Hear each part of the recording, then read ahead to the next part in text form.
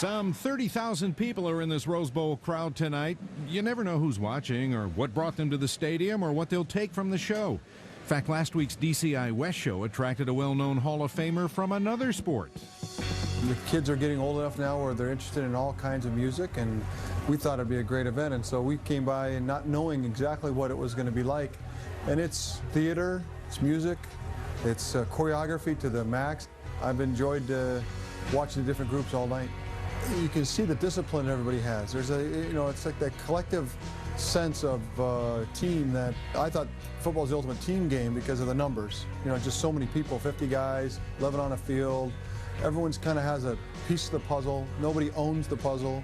And even that's expanded upon here by the drum corps and the competition is because there's so many more.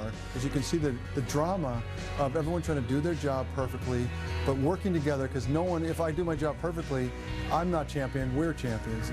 So there's no better feeling I ever had than when we went to the locker room after we won our Super Bowl and looked around each other before the media came in or anyone else. It was just us, and we'd accomplished it together. And I think that's probably what the champion will feel like for that rare time. They're champions and they did it together. The Cadets, who have one of the most controversial shows of the year. George, for people who know you, it seems that the Cadets show this year is a very personal statement. Well, the idea came last year when we were booed rather loudly at times for our choices. They sit so far away, we have uniforms and gladiator helmets on, because if they really knew there were kids there, they would never boo. So when I sat down afterwards, I'm like, there's got to be a way, maybe there's a show out there that we could actually communicate to people that there are kids underneath these uniforms, and they have feelings and they have lives, and the audience reaction is critical to them. So why do you think that the use of narration is so controversial?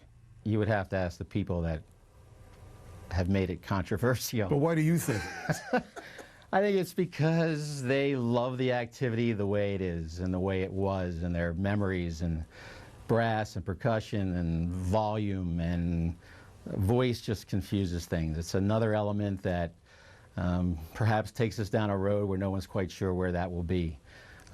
But I've been around long enough to know that those roads lead usually to good things. This is your 25th anniversary as director of the Cadets. What are the rewards for you personally? Standing on the field, I always go back, I think standing on the field watching the kids take in the acknowledgement of the fans and the tears in their eyes, especially when they get to the back part of the season. There's nothing I've experienced in my life like that. And that's why I come back. And we'll come back to the Rose Bowl in just a moment.